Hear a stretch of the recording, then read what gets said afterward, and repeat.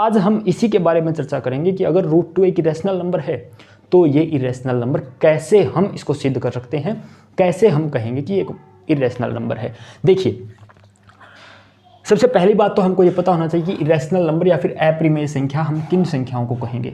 हमने 9th class में rational numbers पढ़ा था और 10th क्लास में हमने इरेशनल नंबर्स के बारे में पढ़ा है। रैशनल नंबर्स कौन से नंबर्स थी? ऐसे नंबर्स जिनको हम p/q की फॉर्म में लिख सकते हैं। और इरेशनल नंबर्स कौन से नंबर्स हैं? ऐसे नंबर्स जिनको हम चाहकर भी p/q की फॉर्म में नहीं लिख सकते। यानी ऐसी संख्याएं जो दो इंटीजर्स का रेशियो नहीं बन सकती, उनको हम इरेशनल नंबर कहते हैं। यहां पर हमें प्रूव करना है कि हमारे पास क्या आधार है जिसके आधार पे हम कहें कि √2 को हम p/q की फॉर्म में नहीं लिख सकते। √2 को अगर हम p/q की फॉर्म में नहीं लिख सकते तो इसके पीछे का आधार क्या है कि √2 को ऐसे नहीं लिखा जा सकता।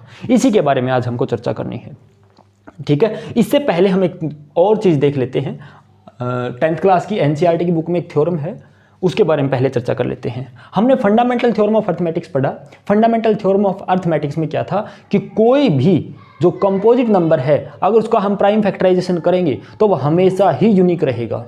हर एक कंपोजिट नंबर का प्राइम फैक्टराइजेशन हमेशा ही यूनिक रहता है और हर एक फैक्टराइजेशन की जो नंबर होती है, हर एक प्राइम फैक्टराइजेशन की जो नंबर होती है वो भी हमेशा यूनिक रहती है। यानी एक संख्या के लिए सिर्फ एक ही प्राइम फैक्टराइजेशन है। अगर आपने संख्या में बदलाव कर दिया तो प्राइम फैक्टराइजेशन बदल जाएगा और अगर प्राइम फैक्टराइजेशन में थोड़ा सा बदलाव कर दिया तो संख्या बदल जाएगी। ये हमारे पास फंडामेंटल थ्योरम ऑफ अर्थमेटिक्स थी। यानी कि अगर 10 है आपके पास और 10 को मैं 2 गुणा 5 इन दो प्राइम नंबर्स की मल्टीप्लिकेशन की फॉर्म में लिख सकता हूं। यानी 10 का अगर प्राइम फैक्टराइजेशन हमारे पास 2 गुणा 5 है तो सिर्फ 2 गुणा 5 ही 10 होगा। इसके अलावा कोई और फैक्टराइजेशन, कोई और प्राइम फैक्टराइजेशन 10 का नहीं हो सकता। ये हमारे पास फंडामेंटल थ्योरम ऑफ अर्थमेटिक्स था, या फिर कहें अंकगणित की आधारभूत प्रमेय ये था, ठीक है। अब हमारे पास क्या है, जैसे ये 10 है, 10 को मैंने लिखा 2 गुणा 5। अगर मैं इस 10 का स्क्वायर कर देता हूं तो क्या होगा? 10 गुणा 10, यानी कि 2 गुणा 5 गुणा 2 गुणा 5, यही होगा। यानी मेरे पास 10 का फैक्टराइजेशन जो था, प्राइम फैक्टराइजेशन अभाज्य गुणनखंडन जो 10 का था वो 2 गुणा 5 था। अगर मैं उसके स्क्वायर की बात करूंगा, उसके वर्ग की बात करूंगा तो ये 2 बार रिपीट हो जाएगा। यानी एक संख्या जो 10 में एक बार थी उसके स्क्वायर में कितनी बार हो गई? 2 बार हो गई। उसके स्क्वायर में कितनी बार हो गई? 2 बार हो गई। या फिर हम कहें अगर कोई संख्या 10 के स्क्वायर के फैक्टराइजेशन में है, क्या वो 10 में है? बिल्कुल है। अगर 10 हमने लिया है, उसका स्क्वायर किया है, जो फैक्टराइजेशन 10 के स्क्वायर का होगा वो किसकी वजह से होगा? 10 के फैक्टराइजेशन की वजह से। जो नंबर्स 10 के फैक्टराइजेशन में आएंगी वही नंबर्स रिपीट होके एक एक बार रिपीट हो जाएंगे, सारे के सारे चाहे कितने भी हों, रिपीट होकर के उसके स्क्वायर में हो जाएंगी। ये हमारे पास क्लियर सा दिख रहा है। यानी किसी चीज को हम क्या कह सकते हैं, अगर a का प्राइम फैक्टराइजेशन कुछ भी p1 into p2 p3 pn तक होता है तो इस a के स्क्वायर की अगर बात करेंगे ये a गुणा a हो जाएगा। अगर ये a गुणा a होगा इसका मतलब इन सब की 2 बार गुणा हो जाएगी, p1 गुणा p1, p2 गुणा p2, p3 गुणा p3, इस तरीके से pn गुणा pn। ये p1 p2 p3 ये ज्यादा इनमें डेविएट होने की जरूरत नहीं है, सिर्फ और सिर्फ प्राइम नंबर्स है। जो ऊपर हमने 2 और 5 लिखा है उन्हीं को हमने बस इस तरीके से लिख लिया क्योंकि हमको a का नहीं पता है तो हमें उसके प्राइम फैक्टराइजेशन का नहीं पता होगा। लेकिन अगर a कोई कंपोजिट नंबर है तो उसका प्राइम फैक्टराइजेशन कुछ ना कुछ तो होगा ही, और अगर a का प्राइम फैक्टराइजेशन हम मानना चाहें तो हमने कुछ एक नंबर्स मान लिए जिन नंबर्स को हमने हमारी तरफ से नाम दे दिया p1 p2 p3, इस तरीके से ये ऐसे चलता जाएगा, ठीक है। अब यहां पर हम क्लियर सा देख सकते हैं, कोई अगर नंबर यहां पर है तो कितनी बार है? 2 बार है। कोई भी नंबर एक बार तो है नहीं, 2 बार है। अगर यहां पर 2 बार है तो यहां पर 1 बार है ही, क्योंकि वो वहीं से तो आया है। यहां से एक थ्योरम आपके पास बनती है, क्या? इफ p इज प्राइम, अगर p अभाज्य है, p प्राइम है, अगर p एक प्राइम नंबर है और p का स्क्वायर वो किसी भी p1 से भाग होता है, सॉरी, अगर p कोई प्राइम नंबर है और p किसी भी संख्या के स्क्वायर को भाग करता है, p कोई प्राइम नंबर है, यहां से कोई प्राइम नंबर उठा लिया, अगर वो किसी संख्या के स्क्वायर में है तो उस संख्या में तो होगा ही, p a को तो भाग करेगा ही। अगर p कोई प्राइम नंबर है, कोई संख्या a है जिसके स्क्वायर को p भाग करता है, इसका मतलब p जो है वो a को भी भाग करेगा। ये आपके पास थ्योरम है। इस थ्योरम का सिंपल सा प्रूफ है क्या, कि अगर कोई कंपोजिट नंबर है, उसका प्राइम फैक्टराइजेशन हमने किया, अगर उसका स्क्वायर करेंगे तो वही प्राइम फैक्टराइजेशन रिपीट हो जाएगा, और अगर यहां पर कोई संख्या एक बार आती है तो यहां पर वो संख्या दो बार होगी, यानी इसमें होने की वजह से इसमें है, यानी कि अगर यहां पर होगी तो यहां पर तो है ही, श्योरिटी है कि यहां पर अगर कोई नंबर आई तो वो यहां की वजह से आई है, यानी कि अगर p a स्क्वायर को भाग करता है तो p a को भी भाग करेगा। अब आ जाते हैं हमारे टॉपिक के ऊपर। हमें प्रूव करना है कि हम √2 को p/q की फॉर्म में नहीं लिख सकते, या फिर हम कहें कि √2 एक इरेशनल नंबर है, ये हमको प्रूव करना है।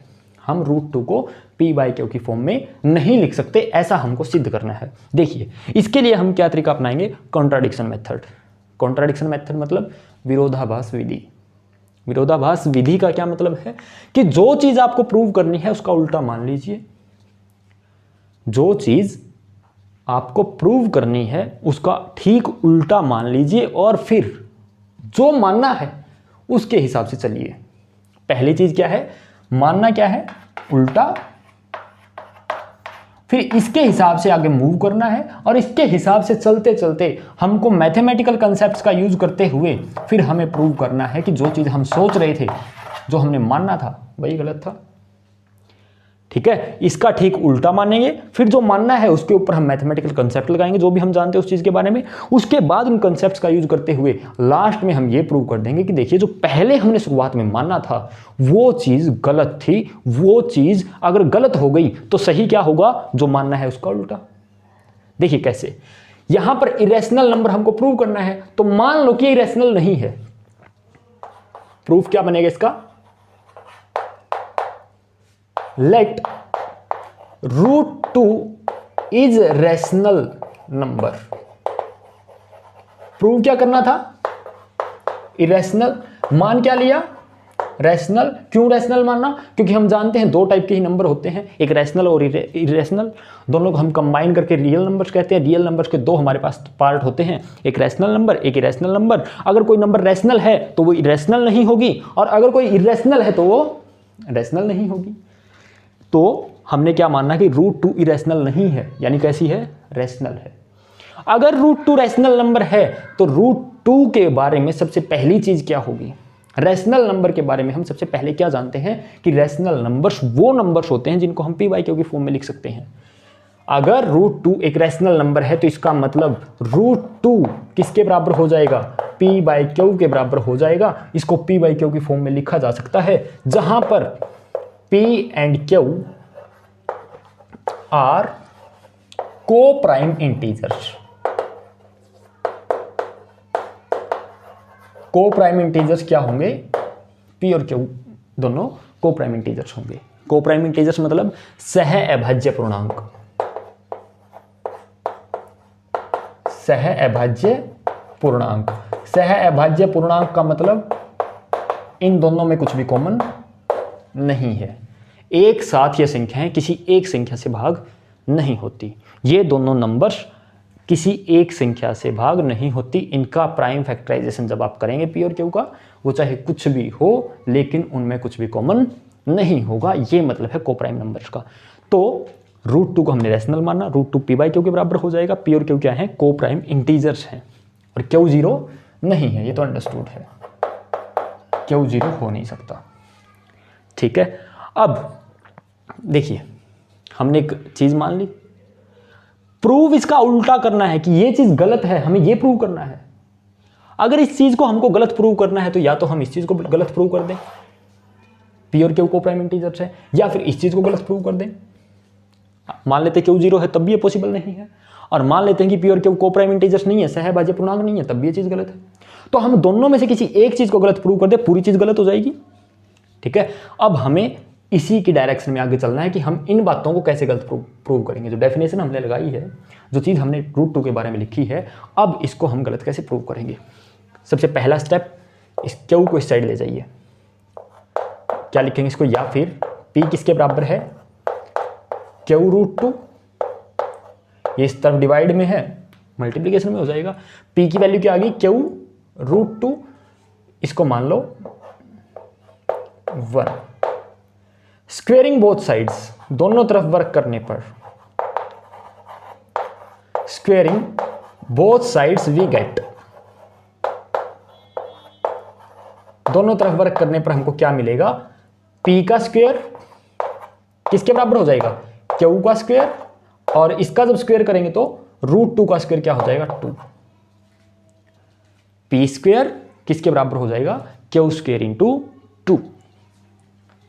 ठीक है, अब यहां से देखिए, अगर P स्क्वायर बराबर 2Q स्क्वायर है, इसका मतलब क्या हो गया, P स्क्वायर को अगर 2 से भाग करूं तो किसके बराबर आ जाएगा, Q स्क्वायर के बराबर आ जाएगा। इसको रहने दीजिए, इसको मान लीजिए एक। P स्क्वायर किसके बराबर आ गया, 2Q स्क्वायर के। यहां से Q स्क्वायर की वैल्यू निकाली तो किसके बराबर होगी, P स्क्वायर बटा 2। यानी P कोई नंबर था, उसका स्क्वायर किया, उसको जब 2 से भाग किया तो Q कोई दूसरा नंबर, उसका स्क्वायर आ गया। P भी एक इंटीजर था, Q भी एक इंटीजर था। अगर P और Q दोनों ही इंटीजर थे तो दोनों का स्क्वायर करेंगे, वो भी इंटीजर ही रहेंगे। किसी एक इंटीजर को 2 से भाग करने से इंटीजर ही आता है, पूरी संख्या थी, उसको 2 से भाग किया तो पूरा ही आया। इसका मतलब क्या है, P स्क्वायर 2 से भाग होता है, P स्क्वायर 2 से भाग होता है। अब यहां से कनेक्ट करेंगे इस चीज को, इसका मतलब क्या हो गया, P square is divisible by 2। P square 2 से भाग होता है। P स्क्वायर किससे भाग होता है, 2 से भाग होता है। अगर P स्क्वायर 2 से भाग होता है तो इसका मतलब क्या हो जाएगा, P भी 2 से भाग होगा। P is also divisible by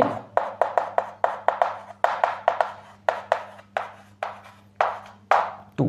क्यों, क्योंकि हमने अभी जस्ट पढ़ा है कि अगर कोई संख्या है, उसके फैक्टराइजेशन में, प्राइम फैक्टराइजेशन में कोई एक नंबर है तो उसके स्क्वायर में डबल बार होगी। यानी कोई संख्या अगर किसी संख्या के स्क्वायर को भाग करती है तो उस संख्या को तो भाग करेगी ही। वही चीज़ यहाँ पर है, अगर P स्क्वायर को 2 से भाग हम कर सकते हैं तो इसका मतलब P को भी 2 से भाग कर सकते हैं। यही चीज़ हमने लिखी है। ठीक, अब देखो, अगर P 2 से भाग होता है तो उसका कुछ ना कुछ फैक्टराइजेशन तो होगा। यानी मान लेते हैं, लेट P जो है वो 2 गुणा M के बराबर है। अगर P 2 से भाग होता है तो P किसी ना किसी 2 को किसी से गुणा करेंगे उसके बराबर होगा। वो हमने मान लिया 2 गुणा M है, जहां पर M भी क्या है, एक इंटीजर है। Where M is also an integer। M भी क्या है, एक पूर्णांक है, कोई भी इंटीजर है। P को 2 से भाग करने पे हमें क्या मिला, M मिलता है। इस वैल्यू को उठा के कहीं पर भी रख दो, एक ये है, एक ये है, एक ये है। इन तीनों में से इस वैल्यू को उठा के कहीं पर भी रख दो। P की जगह क्या रखना है, 2M रखना है। मैं यहां पर रख देता हूं। वहां पर पहले हमने इसको 1 मानना था क्योंकि वैल्यू वहां पर रखने की सोच रहा था, परंतु यहां पर थोड़ी सी दिक्कत हो जाती है √2 की वजह से, इसलिए हम डायरेक्ट इसको यहां पर रख लेते हैं। ठीक है, P की वैल्यू अब 1 में रख दो। Putting P is equal to 2M in 1 we get. अगर हम P की वैल्यू 2M इसमें रख देते हैं तो क्या मिलेगा, P की जगह 2M रखो, 2M का स्क्वायर बराबर किसके है, Q स्क्वायर इंटू 2। या फिर हम कहें 4M स्क्वायर, 2 का स्क्वायर 4, M का स्क्वायर M स्क्वायर बराबर 2Q स्क्वायर। यहां से अगर मैं M स्क्वायर की वैल्यू निकाल लूं, किसके बराबर आ गया, 2Q स्क्वायर डिवाइडेड बाय 4। 2 से ये कैंसिल, बचेगा क्या, Q स्क्वायर बटा 2। या फिर मैं इसी को क्या लिख सकता हूं, Q स्क्वायर बटा 2 किसके बराबर आ गया, M के बराबर आ गया। Q स्क्वायर किसके बटा 2 किसके बराबर आ गया, M के बराबर आ गया। यहां से ठीक है, अगर क्यू स्क्वायर बटा 2m के बराबर है तो इसका मतलब क्यू स्क्वायर को 2 से भाग करने पर कुछ ना कुछ पूरा पूरा नंबर मिला, क्योंकि हमने m भी तो इंटीजर ही मानना था। तो इसका मतलब क्या हो जाएगा, क्यू स्क्वायर 2 से भाग होता है।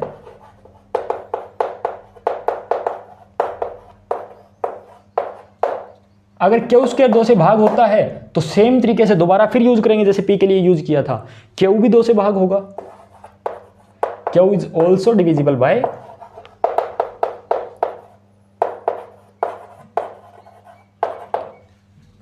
अगर P भी 2 से भाग होता है और Q भी 2 से भाग होता है, यानी P और Q का जो कॉमन फैक्टर है वो तो 2 हो गया। ये P भी 2 से भाग हो रहा है और Q भी 2 से भाग हो रहा है, और हमने यहां पे कहा था कि दोनों को प्राइम इंटीजर्स है, यानी दोनों का कुछ कॉमन फैक्टर है ही नहीं। लेकिन यहां पर तो इसी की डेफिनेशन लगाने के बाद हमको मिल गया कि 2 से तो दोनों ही भाग होते हैं। अगर √2p/q के बराबर है तो P भी 2 से भाग होगा और Q भी 2 से भाग होगा। अगर √2 को p/q के बराबर लिखेंगे तो p और q दोनों ही 2 से भाग होंगे। अगर दोनों ही 2 से भाग होंगे तो p और q को प्राइम इंटीजर्स नहीं बचे। अगर p और q को प्राइम इंटीजर्स बचे ही नहीं तो हम p/q लिख ही नहीं सकते, रैशनल नंबर की फिर डेफिनेशन नहीं लगा सकते। यानी कि जो हमने सोचा था पहले, जो हमने मानना था वो क्या था, गलत था। यहां से क्या लिखेंगे कि इसका मतलब 2 इज कॉमन फैक्टर ऑफ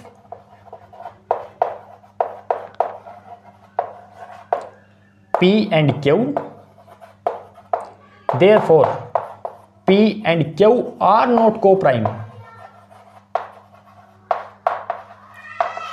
ये co-prime नहीं है, hence our assumption was wrong। हमारा मानना गलत था। √2 इज नॉट रैशनल। अगर रैशनल नहीं है तो कैसी होगी, इरेशनल।